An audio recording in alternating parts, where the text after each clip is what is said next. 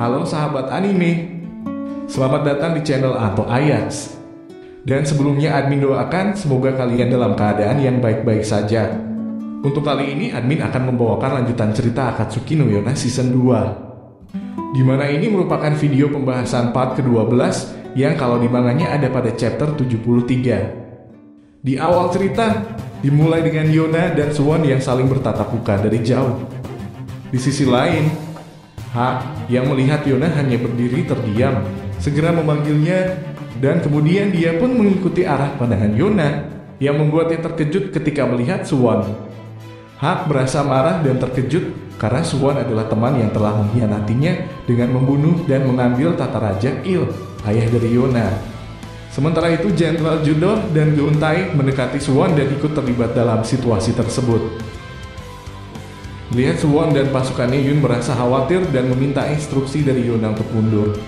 Yona pun memerintahkan Kija dan Hak untuk membersihkan jalan, di mana Kija segera menyanggupinya. Kemudian disusul oleh Hak yang berkata baiklah. Setelah beberapa saat terdiam memandangi Swan. Dalam upaya untuk mundur, Kija meminta Jaya membawa Yun dan Yona. Di tempat Swan, salah satu pasukan kerajaan melihat dan merasa mengenali Hak meskipun agak samar. Dia bertanya kepada Jenderal Judo apakah mereka harus menangkap kelompok tersebut, tetapi Swan hanya berdiri di sana dan terdiam.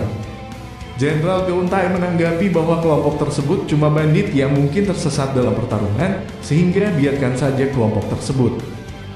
Jenderal Geuntai menambahkan bahwa prioritas utama adalah menangkap Jenderal Sujin.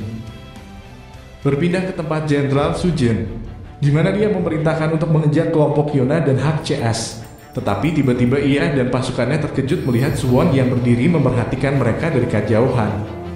Jenderal Sujin memerintahkan pasukannya untuk menembakkan panah ke arah Swan, tetapi para pasukan suku api hanya terdiam menunduk. Sehingga membuat Jenderal Sujin sendirilah yang mengangkat dan mengarahkan panah ke arah Swan.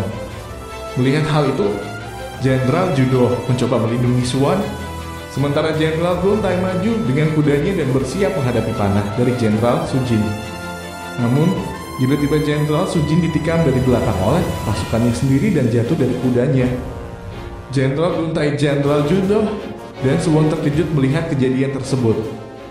Para pasukan suku api menangis dan berkata bahwa Jenderal Sujin bukan lagi Raja Hiryu yang mereka kagumi. Mendengar itu, Jenderal Sujin yang terbaring lemah pun mengingat masa kecil dari Kan Kyunga dan Kan Taijun yang mengatakan bahwa ayahnya adalah Raja Hiryu karena suku api adalah keturunan Raja Hiryu. Setelah menyebutkan nama Kyoga dan Taijun, Jenderal Kan Sujin pun menghembuskan napas terakhirnya. Pengkhianatan suku api pun berakhir dengan kematian Jenderal Kan Sujin, dan juga pasukan suku api berhasil ditundukkan oleh pasukan kerajaan, sementara Lee Hasan melarikan diri ke provinsi Sen dengan sisa pasukannya. Begitu juga dengan kelompok Yona dan Hak CS yang menghilang tanpa jejak.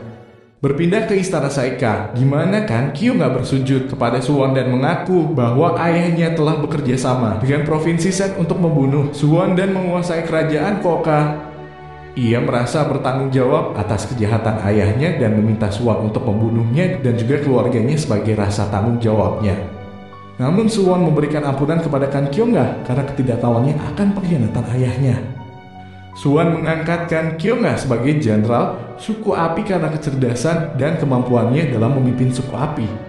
Swan juga mengatakan kepada Kan Kyunga bahwa adiknya Kan Taijun mencoba melakukan sesuatu di luar sana. Cerita berakhir dengan banyak pertanyaan dan ketidakpastian tentang apa yang akan terjadi selanjutnya dengan kelompok Yona, HCS, dan Kan Taijun. Sebagai penutup dari part ini, admin ucapkan terima kasih dan sampai jumpa di video selanjutnya.